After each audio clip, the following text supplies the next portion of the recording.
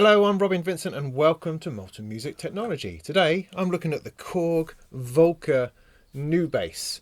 Now the Nubass isn't a new product, I'm not ahead of the game or anything, this is the Nubass that's been out for a while, a year or two you could even say.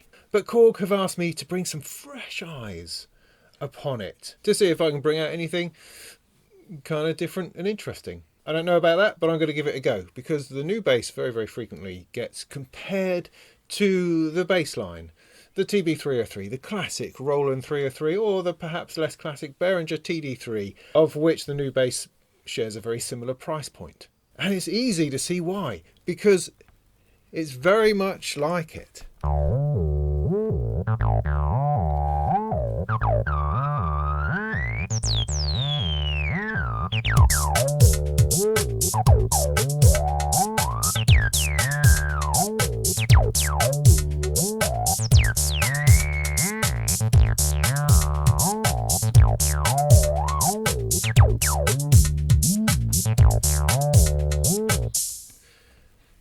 See, it has a similar vibe, or at least it does on the surface, but actually within the Nubass there's a lot more stuff going on, and in working with this for a bit it made me sort of realise how little the TB-303 has going on in comparison. It's actually quite a thin, simple synthesizer, but one which somehow brought together a number of elements that made it very cool and instantly recognisable. Now the Nubass in many ways does all that too, but it also bakes in a lot more stuff. So for instance, probably the most noticeable thing is the sub bass, which I can bring in. And also you can hear that saturation. That comes from the tube, the Korg Nucheck tube that's inside here. And it also has overdrive. So those two things combined bring a heavy gnarliness and fatness to the sound that's just not present in the original 303. To do that with a 303, you tend to run it through a load of stuff, or you pull it apart and rewire it and mod it, and then perhaps you have those sorts of things going on. The Nubass comes with all that built in, as well as envelopes, as well as a much easier sequencer, motion sequencing, MIDI control, and a whole load of randomization. And so the purpose of this video is just to give you my take on the Volca Nubass. Nothing more complicated than that really. Bit of a review, bit of a tutorial, kind of show you sort of things that I found inside, and just to put it out there as a vision of what this little tiny little bass synth can do.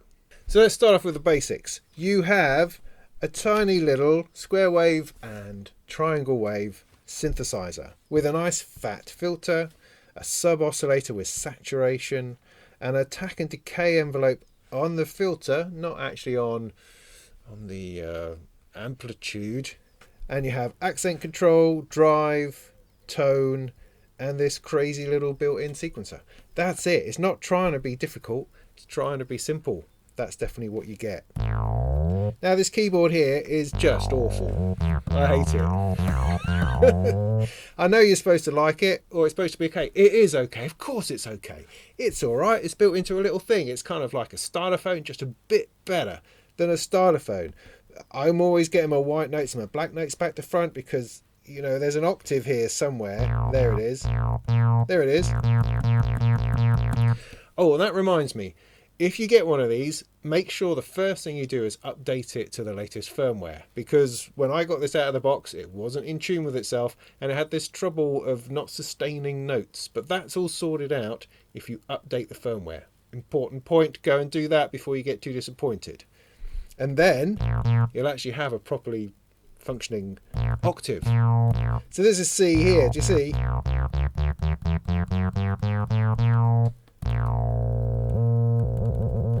It's a little bit weird, but it's functional, and you can of course record stuff into it, and for using it by itself then the keyboard is absolutely adequate. It's alright. I don't have to like it though. Yeah, I mean, it's alright, of course you can get away with it. I'm just saying that I'd much rather plug a MIDI keyboard in, which I'll do later, funnily enough. But keeping contained within this for the moment, you can absolutely just play it as a synthesizer.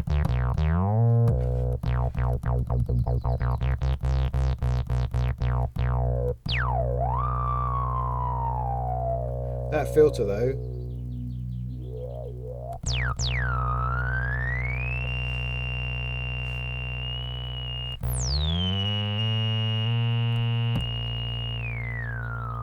is really nice. Now I don't have the sub bass on at the moment, I'm just using the standard tube oscillator that's inside here.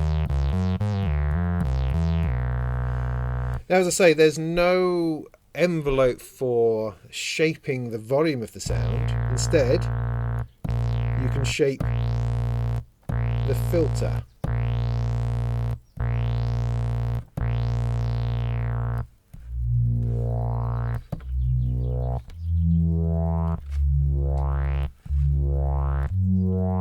And that in essence kind of gives you the envelope of the sound anyway. Now you can change between the waveforms over here. There's a lot of stuff happening under this function button. As you hold that, you can now access all of the stuff that's written in white here. So to start with, you've got one wave, you can tap that and then it's the other wave. So this should now be the triangle. Let's try to keep it as sensible as possible. Change to the square. Back to the triangle. Back to the square. Can you notice a difference? No, not massively. I confess they're not massively different. You do find that nuance as you're playing with it.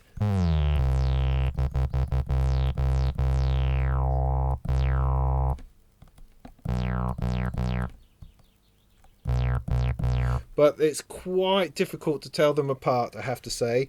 But when you're playing with it, other things happen. As you get a bit of a sequence going, then you can start to find those sorts of nuances as you change and explore and stuff.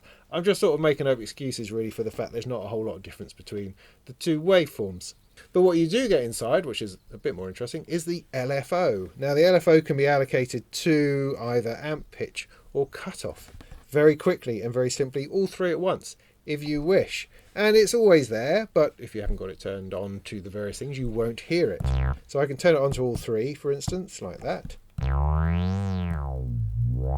And there it is. Now I can change the rate and how much it's doing it, but I need to have more than one finger for that. So I need to do that, hold that.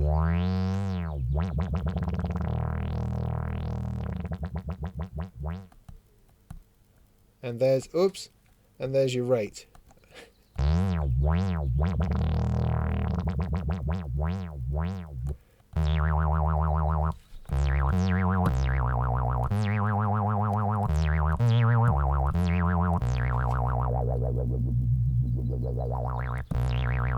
So you can see you can get interesting noises out of it. It doesn't just have to be a bass line. It doesn't have to be boom, boom, boom. It doesn't have to be that. It can be very, very different.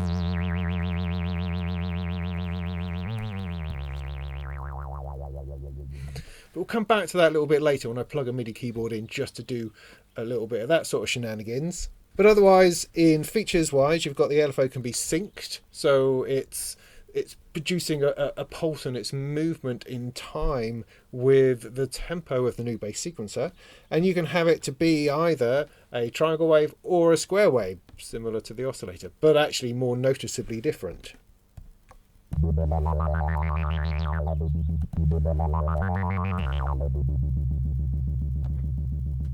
You also have a sustain part of the envelope, again on the filter envelope, which holds it open. Rather than it's got an attack and a decay, it will just go up to the attack and then it will stay there at the decay level, I think.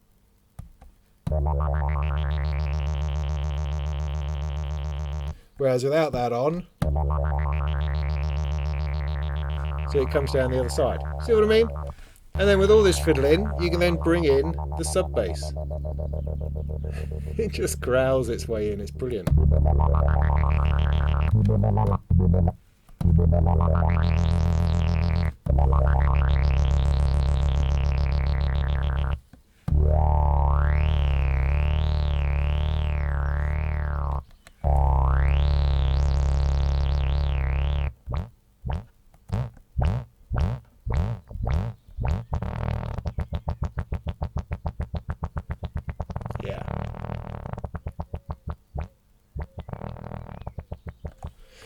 Right, so I'm going to stop messing about with that now and start getting on with the sequencer, because this is part, if not most of what this is all about. It's the sequencing and how that interacts with the oscillators inside that makes it interesting, unique, possibly.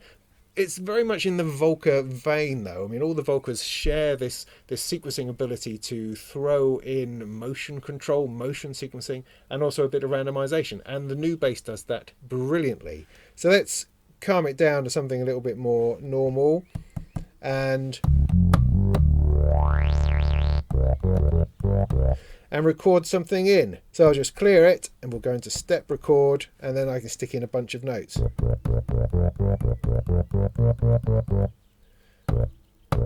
That's 16 notes, I think. Take it out of record.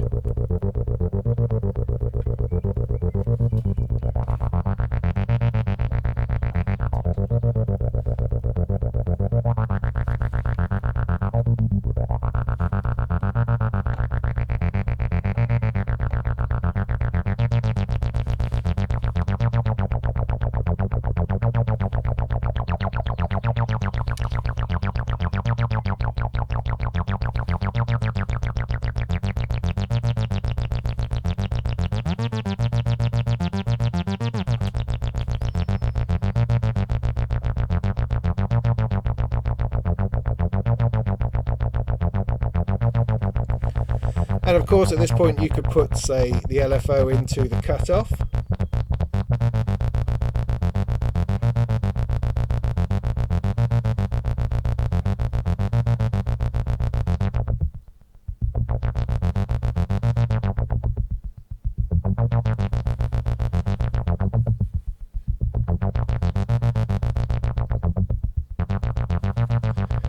You can take steps off.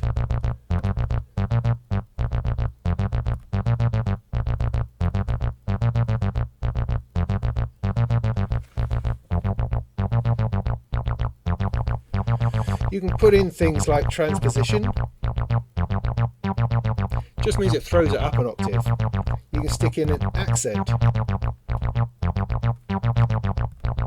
which gives it this boost. Or you can stick in some slides.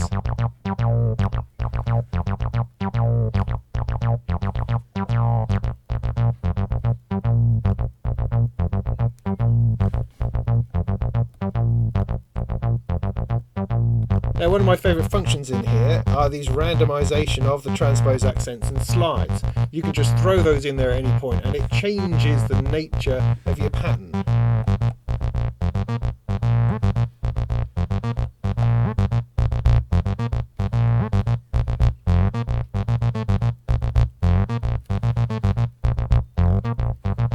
So motion sequencing then is something which allows you to record all your parameter movements into the sequence. Just turn it on with the function button. You can create a new sequence.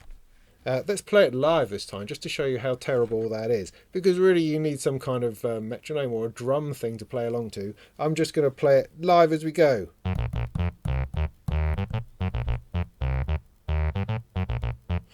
Let's go with that.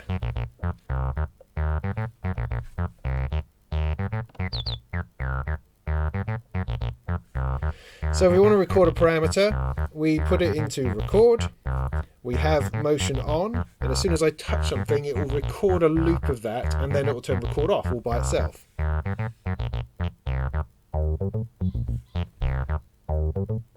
Like so, it's now recorded the cutoff knob, and that's the thing that's happening.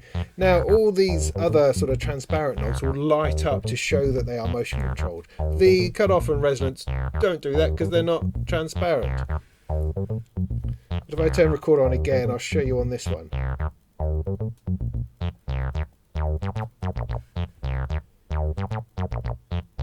So that's lighting up to show you that I've done something with that.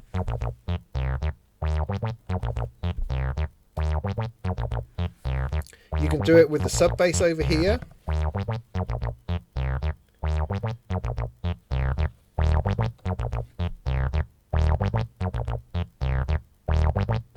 And with pretty much everything.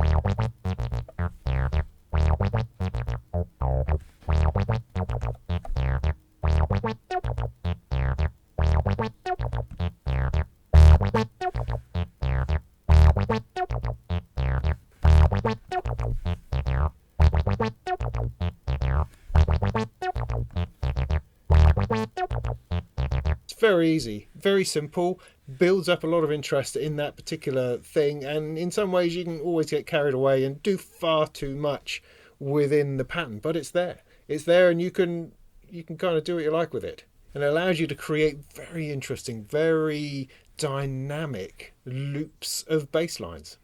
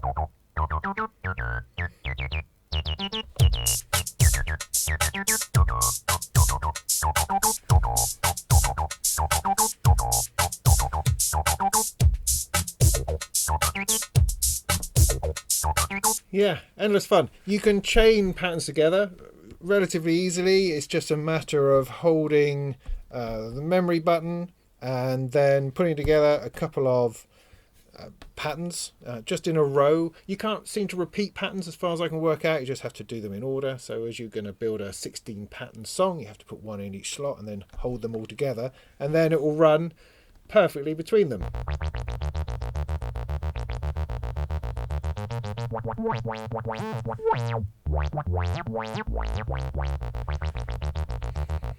Like that, perfectly prepared, as you can tell. Right, let's introduce a MIDI keyboard into this.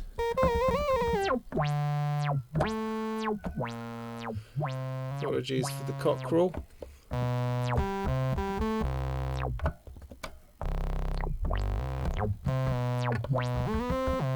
Now I've still got that LFO going on to the cutoff.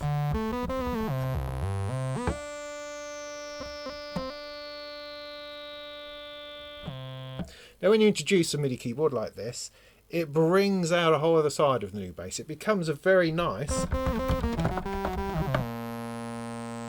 little lead synth.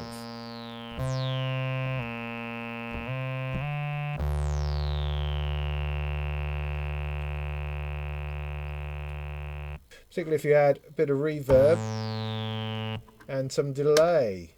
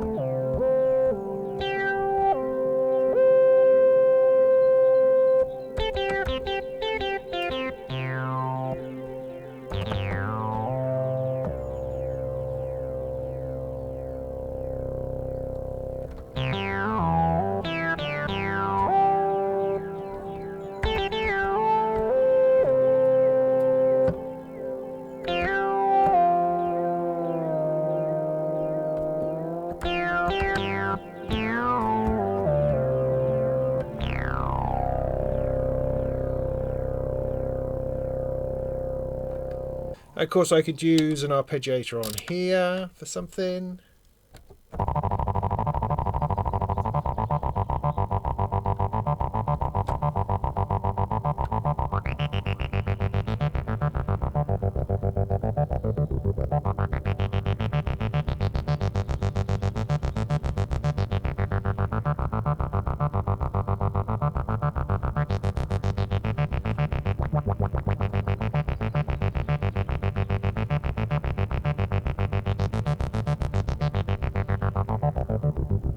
The downside being that I can't now use all of the transpose and accents and slides and randomization and stuff that's built into the Nubass itself because I'm sequencing it externally. However, you can absolutely map everything via MIDI. If you're sequencing from a computer, a DAW, or something which has support for CC numbers within sort of a modulation output, you can map that to the cutoff, the resonance, to all the bits and pieces within there and control it entirely over MIDI if you so wish. One thing it doesn't seem to respond to is velocity, which is weird because it's in the MIDI implementation to suggest that it does. But no, it doesn't appear to. Anyway, I did a quick sort of MIDI jam with the Nubass, and it's on the YouTube channel, where I just did layer upon layer of Nubass, just coming up with different things, layering it on top, recording that, and then recording something else underneath, and trying to use it more as a synth rather than a little bassline groove box.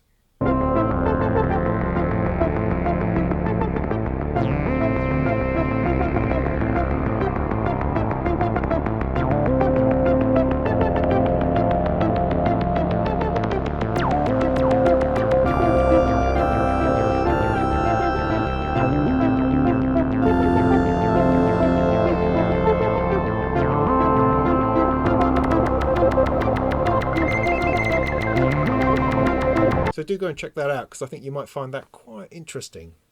But you can't seem to get away from the fact that its strength is really as a unit, as a sequencing, motioning thing, a device, an animal that just pours basses and leads out of itself like nobody's business.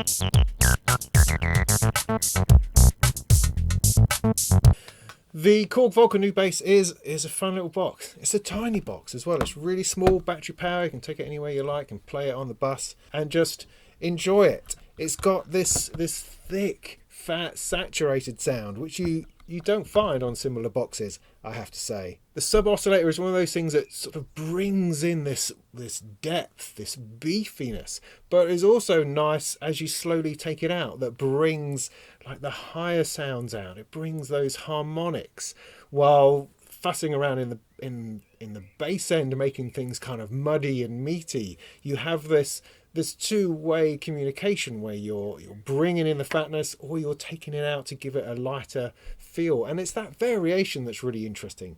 The sequencer is a whole ball of fun, and it is on all of the Volcas. You can just get in there and play and lose yourself for half an hour just fiddling about, turning things on and off, and just having a little bit of a filter festival. And that's always going to be a great feature of any Volca. But then when you take it out of itself, there's enough of a synth in there to play from a keyboard and to find interesting sounds, to find those lovely lead sounds from that fat tube-infested oscillator that's stuck in there. So I think what you find in this thing is a lot more versatility than you'd imagine. And if you're familiar with a 303 kind of making that same sound all the time, this is a break from that. It doesn't do the same thing. It can tease out other things, other ideas, new directions, and it's already fully formed as a little synthesizer. Now, there's not masses of synthesis inside there. You can't take it to all sorts of different areas that you could with perhaps a bigger mono synth, but there's certainly enough to play with, and it's the sound overall that's really probably the most enticing thing. So there you go, that's the first part of my little Volca journey. I'm going to be looking into the Volca modular and the Volca drum at some point soon, and I'll bring my thoughts along on those too. So I hope that's been useful, and in the meantime, go and make some tunes.